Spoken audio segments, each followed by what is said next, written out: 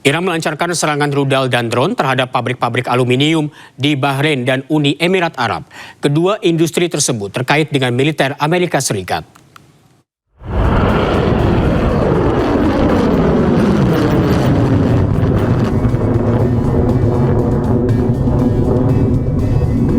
Korps Garda Revolusi Islam Iran melancarkan serangan rudal dan drone yang menghantam pabrik peleburan aluminium terbesar Uni Emirat Arab Al-Tawelah di Abu Dhabi.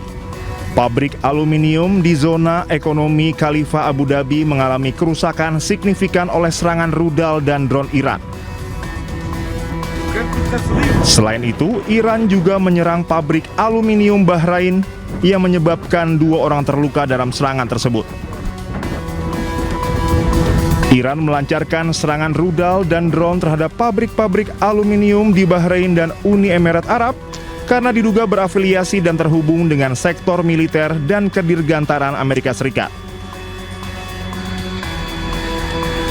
Iran mengatakan serangan tersebut merupakan balasan atas serangan Amerika Serikat dan Israel terhadap infrastruktur industri Iran yang diluncurkan dari pangkalan-pangkalan di negara-negara Teluk. Eskalasi perang Iran memasuki babak baru yang lebih berbahaya. Houthi meluncurkan serangan rudal balistik pertama dengan mengarah ke daerah militer Israel yang berada di wilayah Palestina Selatan.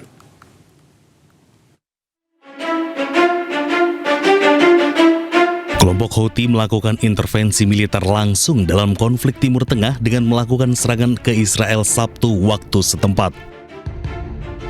Serangan yang dilakukan dari Yaman sebagai bentuk aliansi baru untuk terlibat dalam perang melawan Amerika Serikat dan Israel.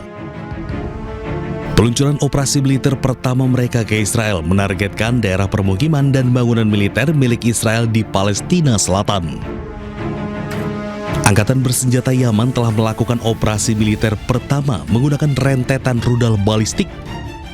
Di sini memberikan kesempatan kepada para simpatisannya, termasuk proksi-proksinya, masuk bulan kedua, salah satunya Houthi ya. Houthi sejak Oktober 2025 tidak pernah beroperasi di luar Yaman. Jadi baru kali ini, untuk pertama kalinya Houthi ikut terlibat. Dan Houthi sendiri punya rekam jejak sebetulnya melakukan serangan kepada kapal-kapal di Laut Merah. Jadi ini nanti akan menjadi hal yang sangat buruk ketika checkpointnya double. Ada Selat Hormuz dan ada terusan Suez begitu ya. Jadi ada 2 titik nanti yang akan mengganggu jalur perdagangan internasional. Dan ini kalau memang benar terjadi, maka akan jadi sejarah paling buruk dalam peperangan yang ada di muka bumi ini dan kemudian berdampak langsung kepada energi dunia ya. 80 tahun kayaknya tidak pernah ada kasus-kasus seperti ini. Jadi ini adalah hal yang sangat dihindari, sehingga wajar ketika publik di Amerika demo besar-besaran ya, ada knocking dan lain-lain. Kalau tadi ditayangkan sampai 8 juta orang diprediksi ya, begitu juga kelompok Yahudi yang anti Zionis di sana. Karena ini nanti yang akan terdampak dalam jangka panjang adalah nama baik, nama besar, dan jangka panjangnya adalah generasi muda dari Amerika itu sendiri yang harus mungkin meminta maaf karena kebijakan ini ya mengancam perdamaian dunia dan tentunya ikut merugikan berbagai negara. Kini dengan masuknya secara aktif melalui serangan rudal jarak jauh, peta konflik menjadi semakin rumit. Dunia internasional mengkhawatirkan bahwa keterlibatan Yaman akan memperluas zona perang di Laut Merah yang merupakan jalur perdagangan vital. Konflik Amerika Serikat Israel dengan Iran meluas. Milisi Houthi Yaman mengumumkan masuk dalam pusaran konflik, memicu eskalasi konflik.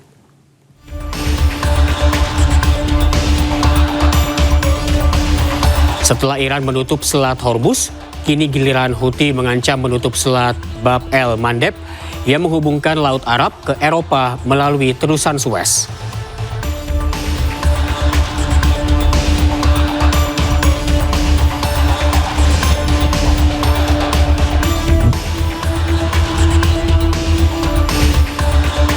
Jika Selat Bab el-Mandeb ditutup, kapal yang akan menuju Eropa melalui Laut Arab harus memutari benua Afrika. 12% minyak dunia diangkut melalui Selat Bab el-Mandeb perharinya. Jika ditutup, krisis energi diprediksi akan makin parah.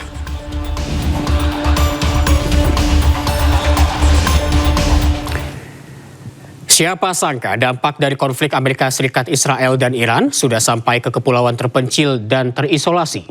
Para nelayan di Pulau Babuyan, Filipina mengaku kesulitan dengan krisis energi yang terjadi di Filipina.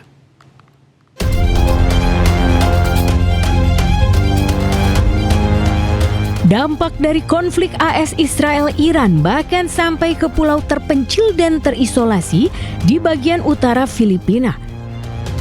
Kepulauan Babuyan tidak terlewat untuk mengalami krisis energi global. Bagi desa kecil di Kepulauan Babuyan Claro, kenaikan harga bahan bakar membuat para nelayan harus membayar lebih untuk menggunakan perahu. Mereka juga kesulitan untuk membeli barang kebutuhan pokok. Buhay lang kasi is fishing, kaya pagtataas yung mga bilihin at tataas yung mga presyo ng mga bangka, siyempre mahirapan na yung mga mga ordinaryong mamamayan, nahihirapan silang maghanap ng pera para sa ganun makabayad sila dun sa pagtaas ng mga pamasahe. Filipina merupakan negara yang sangat bergantung pada pasokan energi dari Timur Tengah. Lebih dari 90% Filipina menerima bahan bakar melalui Selat Hormuz yang saat ini secara efektif diblokir.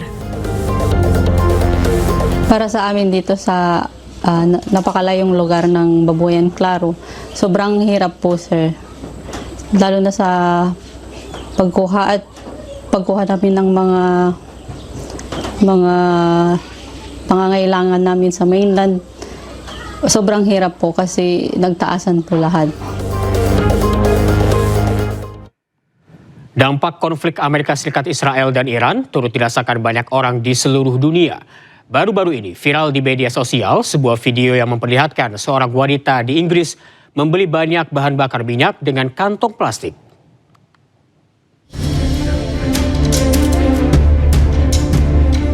Seorang wanita di Inggris terlihat dalam rekaman video di mana wanita tersebut membeli banyak bahan bakar minyak yang dimasukkannya ke dalam kantong plastik. Wanita tersebut memasukkan kantong-kantong berisi minyak ke bagian belakang mobilnya. Warga yang panik akan krisis energi juga terjadi di Abu Dhabi, Uni Emirat Arab. Kemarin menjelang harga minyak naik di bulan April, warga tampak antri di SPBU. Sementara itu di Australia, rasa frustasi atas harga BBM yang tinggi membuat seorang kreator konten berinisiatif membuat BBM sendiri. Sementara di Indonesia dipastikan harga BBM tidak naik dalam waktu dekat. Masyarakat pun diminta untuk tidak panik.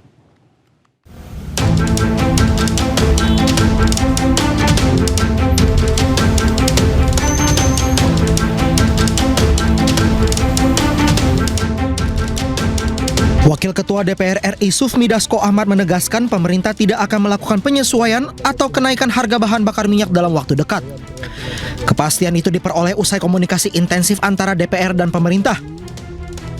Sementara itu Dasko mengimbau masyarakat untuk tenang dan beraktivitas seperti biasa. Hal itu disampaikan merespons fenomena antrean panjang kendaraan di sejumlah SPBU akibat kepanikan warga.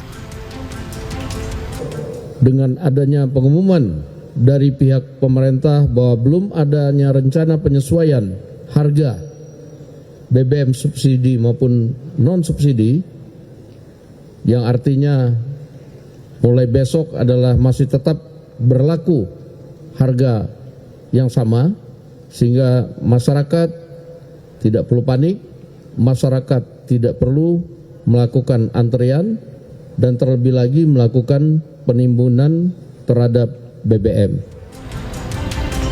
Sebelumnya, Istana Kepresidenan menyatakan pemerintah memutuskan belum akan menaikkan harga BBM subsidi dan non-subsidi.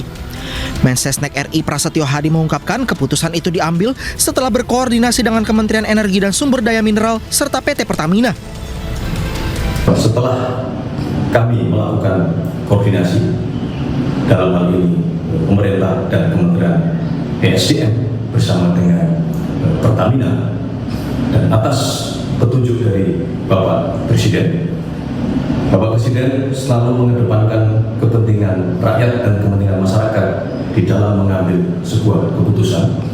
Oleh karena itulah Pertamina menyatakan bahwa Pertamina belum akan melakukan penyesuaian harga baik untuk BBM subsidi maupun BBM non subsidi. Kami berharap dengan pernyataan ini masyarakat dapat mendapatkan informasi yang lebih jelas, yang lebih akurat, dan kami berharap masyarakat tidak perlu panik, tidak perlu resah, karena ketersediaan BBM kami jamin, kita jamin, dan harga tidak terjadi penyesuaian. Terkait hal itu, Prasetyo Hadi pun menegaskan pemerintah menjamin pasokan BBM tetap aman dan tersedia bagi masyarakat. Tim Liputan iNews melaporkan. Dampak perang Amerika Serikat Israel dengan Iran picu krisis energi dunia. Meskipun stok BBM Indonesia aman, namun menurut pengamat Timur Tengah, Teguh Reza Shah, Indonesia harus mencari sumber energi lain agar tidak bergantung dari negara lain. Kita harus akui ya, bahwa ketergantungan kita terhadap impor itu besar. Impor energi ya, dan pada saat yang sama kita juga mampu sebenarnya melakukan eksplorasi dan eksploitasi atas lahan minyak yang ditinggalkan oleh Belanda di masa lalu kan. Sekarang teknologi sudah semakin tinggi, tentunya ladang-ladang minyak ex Belanda tersebut dapat kita olah kembali dengan lebih efektif, lebih efisien. Pada saat yang sama saya salut pada pemerintah Indonesia yang mengedepankan prinsip-prinsip efisiensi ya, itu benar. Tapi pada saat yang sama juga kita hendaknya berpikir ya, bahwa ketergantungan kita pada aspek minyak ini hendaknya juga berbahaya. Hendaknya kita mengoptimalkan diversifikasi. Banyak aspek-aspek energi yang belum kita olah dengan baik. Misalnya energi panas bumi, kemudian energi matahari, kemudian energi angin.